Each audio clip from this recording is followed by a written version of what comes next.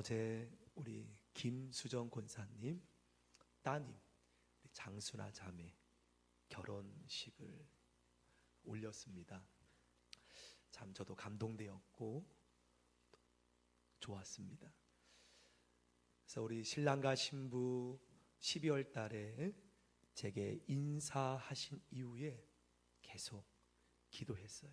하나님 함께 해달라고. 기도하는 중에 지난 화요일 날 우리 지난번에 오셨던 김은용 교수님 우리 노예 전체 목회자 세미나로 한번 오셨어요. 그래서 시민교회에서 제가 이렇게 차로 모시고 또 함께 귀한 모든 목사 한 100여 분이 모였습니다. 그래서 세미나 은혜를 듣는 중에 우리 김은영 교수님이 어느 한 영상을 보여주셨어요.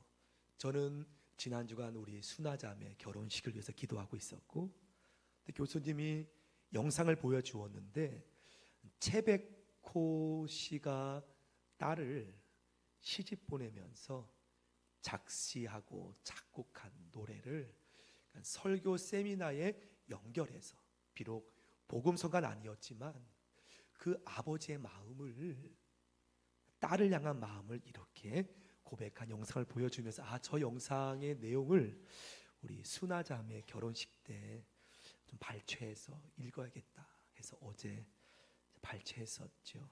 아장아장 걸음마가 엊그제 같은데 어느새 자라 내 곁을 떠난다니. 강처럼 흘러버린 그 세월들이 이 애비 가슴 속에 남아있구나. 그래 너무 예쁘다. 새하얀 드레스의 내 딸 모습이 잘 살아야 한다. 행복해야 한다. 그래 울지 마라. 고운 드레스에 얼룩이 질라. 참아야 한다. 애비 부탁은 그것뿐이다. 참 그 모든 부모의 마음이라고 봐요. 애지중지 키웠던 딸을 시집 보내면서 그렇게 바라는 마음. 저는 이 글을 설교를 준비하면서 아버지의 마음이구나. 보이지 아니하는 하나님 아버지의 마음이구나. 하나님께서도 여러분이 참아야 한다. 이 땅 걸어갈 때 힘들지라도 울지 말라. 행복해야 한다. 잘 돼야 한다. 하나님은 지금도 여러분을 향하여서 인내하라 말씀하시는 마음이 느껴졌어요. 데살로니가 말씀에 보면 하나님의 뜻은 너희가 항상 기뻐하라. 쉬지 말고 기도하라. 범사에 감사하라. 저 이 말씀이 이렇게 들려요. 여러분 어떻게 항상 기뻐할 수 있어요? 이 땅의 삶이 어떻게 범사에 감사할 수 있습니까? 항상 기도할 수 있습니까? 사실 하기가 너무나 어려워요. 전 이 말씀이 이 글귀 때문에 그런지 하나님의 마음이 참아야 한다. 참고 감사하라. 참고 기도하라. 참고 기뻐하라. 이것이 하나님의 뜻이니라. 하나님의 마음으로 이렇게 다가옵니다. 올 한 해도 사랑하는 성도 여러분, 주님 붙잡고 믿음으로 이기며 나아가는 귀한 삶 되시길 축원합니다. 하나님이 응원하시고 하나님이 바라보시고 여러분을 위해 지금 중보하실 줄 믿습니다. 전 지난 시간에 제가 예수님을 믿었던 과정은 모태신앙이었다고 말씀을 드렸어요. 기도도 못해, 이것도 못해, 저것도 못해. 하지만 중간에 고등학교 때 인격적인 주님 만남으로 전 지금도 어느 분이 예수님 언제 믿으셨습니까? 라고 묻는다면 저는 못해라고 말하진 않습니다. 네, 기독교 가정이었지만 저는 고등학교 1학년 때 나의 주님을, 인격적인 주님을 만났습니다 라고 말하고 있어요. 그때부터 나의 신앙이 새로운 출발로, 그때뿐만 아니라 주님과 함께 영적인 교제하며 나갔던 시간이었기 때문이죠. 어느 분은 인생의 풍랑 속에 하나님 부르셔서 만나신 분도 계시고요. 어느 분은 너무나 궁금해서 하나님이 누군지 알고 싶어서 많은 글과 서적을 통해서 교회를 나오신 분도 계신다고 말씀을 드렸습니다. 하지만 성도 여러분, 내가 모태신앙이든 아니면 어떤 인생의 사건을 통해 교회 나오셨든 아니면 내가 서적을 통해 연구를 통해 하나님을 알게 되었든지 중요한 것은 한 가지라는 거예요. 어떤 과정을 통해 만났든지 인격적인 주님을 우리는 다 만나야 된다는 겁니다. 단지 지식의 하나님이 아닌 전인격적인 전인적인 하나님을 우리가 만날 때 새로운 출발을 하게 된다는 것이죠. 세상은 무수히 고행을 통해 자기 몸을 때로는 찢고 수행을 통해 신을 알아가고자 수련함을 보게 되죠. 정자불화, 이 뜻이 눕지 않고 앉아서 계속 수행한다는 뜻이더라고요. 성철이란 스님이 8년간 눕지 않았다고 합니다. 그렇게 힘들게 과연 앉아 있는 그 모습과 달리 우리는 여러분이 고행에서 수행해서 하나님 만나신 분은 없을 겁니다. 너무나 부족한데, 내가 선행을 하지 않아도, 내가 오랫도록 눕지 않고 몇 년 동안 자지 않아도, 교만하고 너무나 더러움에도 불구하고 하나님이 오셨다는 거예요. 하나님이 오셨다는 거예요. 내가 선한 일을 행하지 않았지만, 하나님을 알려고 하지 않았지만 하나님이 먼저 나를 만나 주었다는 겁니다. 이것이 어쩌면 종교라고 한다면 다른 종교와 가장 큰 차이라는 거죠. 선한 일을 해서 만나는 분이 아니라는 거예요. 내가 고행해서 만나는 분이 아니라 내가 연약할지라도 더러워도 예수님은 나를 만나 주신다는 겁니다. 지금 이 순간에도. 그러므로 하나님은 우리가 만날 수 없어요. 감히 먼지 같은 우리가 어떻게 하나님을 만날 수 있습니까? 은혜가 은하계만 해도 우주에 수없이 많은데 그 넓은 은하계 속에 한 은하계 속에 한 태양계 속에 그 행성 중에 지구에 대한민국에 내가 어떻게 그 우주를 창조하신 하나님을 우리가 만난다는 건 사실 불가능하다는 것이죠. 그분이 나를 만나주지 않고는, 그 광활하신 하나님 날 만나주지 않고는 우리는 결코 하나님을 만날 수 없다는 겁니다. 오늘 본문에 보면 하나님이 먼저 모세를 찾아옵니다. 그 광대하신 하나님, 그 위대하신 하나님이 온 우주를 창조하신 분이 아랍의 민족도 아닌 애굽 노예의 한 사람의 도망자 모세를 찾아오는 장면이죠. 여러분, 그 당시에 이스라엘 민족은 없었습니다. 하나님이 그 당시 지구상에 보이지 않는 노예였던 민족을 찾아와 모세를 통해 하나님 자신을 드러내심을 봅니다. 이것이 신앙이라는 거예요. 우리가 믿는 하나님은 내가 무슨 공덕을 쌓거나 선행을 쌓아서 만나지는 분이 아니라는 거예요.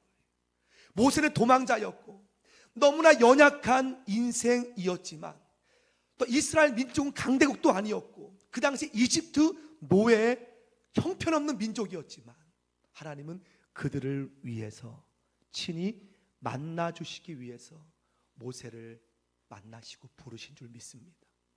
이것이 은혜라는 거예요.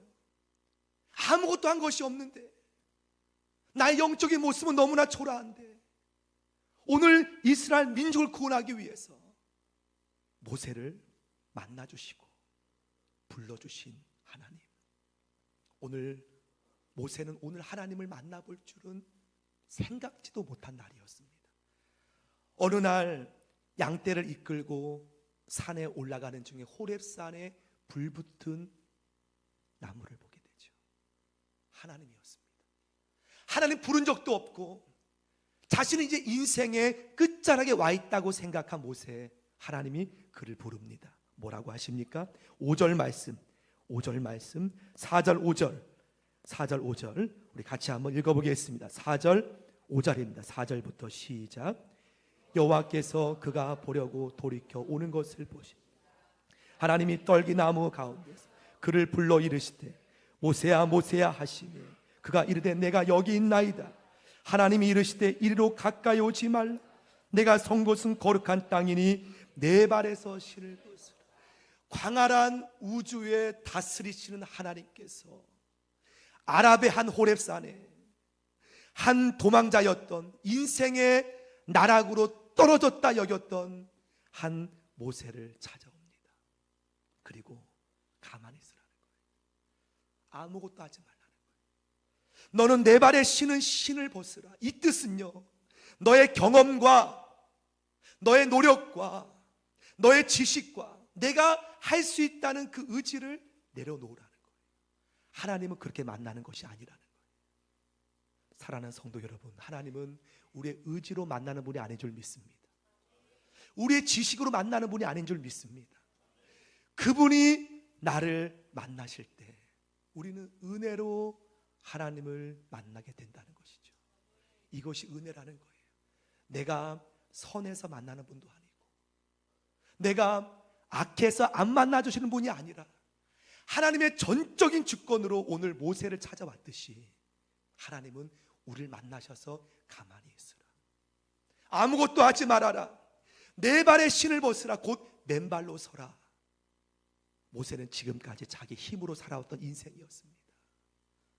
그렇게 되어서 그는 도망자가 되었죠. 하나님께서 너를 통해 나의 뜻을 이루기 원한다 하여 그를 통해 하나님은 그동안 어쩌면 그의 조상이었던 요셉, 야곱, 이삭, 아브라함에게 하나님이 개인적으로 나타난 분이었어요. 하지만 이제부터 하나님은 온 세상에, 애굽 나라에 10가지 재앙을 통해, 홍해바다를 통해 직접 하나님이 드러내심을 봅니다. 이것이 은혜라는 거예요. 모세가 행한 것은 전혀 없습니다. 그는 하나님 앞에 내 발에 신을 벗고 하나님을 온전히 바라본 것 뿐인 줄 믿습니다. 성도 여러분, 올 한 해 여러분의 모든 계획 주님께 온전히 만남으로 인해 의탁하길 축원합니다. 홍해바다 앞에서 하나님 모세에게 너는 가만히 있어. 내가 하나님 됨을 알지어다. 하나님을 온전히 만나기를 먼저 말씀하시는 주님. 그래서 여러분, 예배가 우리에게 너무나 생명인 줄 믿습니다. 바로 이 만남을 통해 주님께서 일하신다는 거예요. 우리 예수님 2000년 전에 아무도 환영하지 않았습니다. 아무도 환영하지 않았어요. 그럼에도 인간의 육신의 몸을 입고 오셔서 만나주셨어요. 이것이 은혜라는 거예요. 내가 고행하지 않았는데, 내가 수행하지 않았는데 나를 위해서 만나기에 오셨다는 거예요. 그분을 만남으로 인하여서 우리는 우리의 인생이 놀랍게 바뀌어짐을 믿으시길 바랍니다. 그러므로 성도 여러분, 예배는요, 내가 만나는 것이 아니에요. 우리는 예배에 나오지만 하나님께서 이 자리에 여러분을 만나 주실 줄 믿습니다. 그때 인생이 바뀌는 거지요. 그때 내 삶이 새롭게 출발하는 것이지요. 내가 지식으로, 경험으로 내 인생 계획을 하는 것이 아니라는 거예요. 모세의 삶이 새롭게 바뀌는 것은 호렙산이었습니다. 하나님이 그를 만날 때 예배라는 것이죠. 어제 우리 학생 청년 성령 캠프 마치고 밤에 돌아오는 모습을 보고 참 목회자로서 고맙기도 하고 미안함이 많았습니다. 다른 교회는 교육자 다 동행했는데 우리 학생 청년들은 아직 교육자 공고를 내도 그동안 수개월 동안 되어도 마땅한 분이 지원이 안 되더라고요. 얼마 전에 목회자 세미나 때도 서울에 한 200명 되는 성도님을 목회하는 목사님도 서울에도 교육자 구하기가 하늘의 별 따기라고 하더라고요. 요즘에 그렇게 참 심지어 안타까운 이야기는 요즘 신학생분들이 교회에서 힘들게 사역하는 분들보다 그냥 편하게 편의점에서 일하는 분들이 많다는 이야기도 나와요. 참 사명을 가지고 안타까운 이야기지만 자, 그럼에도 우리 학생 청년 너무나 아름답게 성령 캠프 잘 마치고 돌아오는 모습 보면 너무나 미안했고 고맙고, 그래서 들었던 이야기는 어제 회장이 목사님 금요일 날 11시까지 집회를 했는데 우리 교회가 기도회를 제일 마지막까지 했었다. 우리 교회가 기도회를 제일 마지막까지 했었다.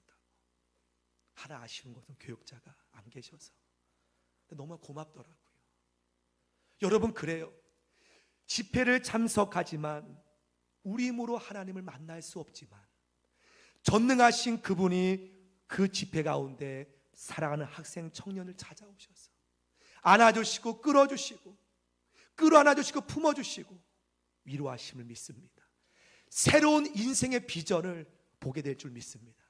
오늘 모세도 그는 이렇게 광야에 양떼를 치는 사람으로 끝나는 줄 알았어요. 하나님 만나니 비전이 보이는 거예요. 그가 찾은 것이 아니라 하나님이 그에게 보여주신 것이죠. 때문에 예배는 우리는 하나님과 교제하는 겁니다. 단지 순간 깨닫고 그분은 사라지는 분이 아니에요. 단지 한번 딱 하나님 비치고 없어지는 분이 아니에요. 하나님은 예배 속에 교제하며 만나기 원하여서 우리를 부르신 줄 믿습니다. 저 또한 너무나 교만했고 고등학교 때, 하지만 예수님이 절 만나신 이후에 그때부터 그 한 번뿐 아니라 끊임없이 지금까지 주님과 함께 교제하는 삶 누리고 있어서 얼마나 감사한지 몰라요. 새로운 삶으로 바뀌게 되지. 마지막으로 요한복음 4장에 보면 우물가에 물 항아리를 머리에 지고 돌아오는 한 여인을 보게 됩니다. 여러분, 그 우물가의 여인은 너무나 세상이 어두웠고 힘들었습니다. 남편에게 버림받고 사람들에게 비난받을까 조롱받을까 두려워하여 그는 아무도 나오지 않는 뜨거운 그 시간에 물을 기르러 오지요. 어떠했습니까? 거기에 누가 계셨습니까? 이미 그 여인을 보기 위해 주님이 오셨다는 거예요. 이 여인의 그 시간에 오는 것을 만나기 위해 주님이 오셨다는 겁니다. 그 여인은 주님 자신이 구한 것도 아니고 자신을 사람들이 자기를 조롱할까 자기를 욕할까 그 뜨거운 시간 아무도 나오지 않는 중동 그 시간에 물을 기르기에 나왔지만 그때 그 시간에 예수님이 우물가의 여인을 만나주시고 여인을 새롭게 변화되어 인생을 새롭게 담대하게 주님을 전하는 전도자의 모습으로 바뀜을 봅니다. 여러분, 예배가 우물가라는 거죠. 예배가 우물가라는 거죠. 주일 예배가, 수요 예배가, 금요 기도회가, 새벽이 우물가라는 거죠. 예배 속에 주님 만남으로 주님이 우리를 만나 주심으로 여러분의 삶이 놀랍게 변화되어 인격적인 주님을 온전히 찬양하며 올 한 해 기쁘게 나아가는 우리 모두가 되기를 축원합니다. 함께 우물가의 여인처럼 고백하며 나갑시다.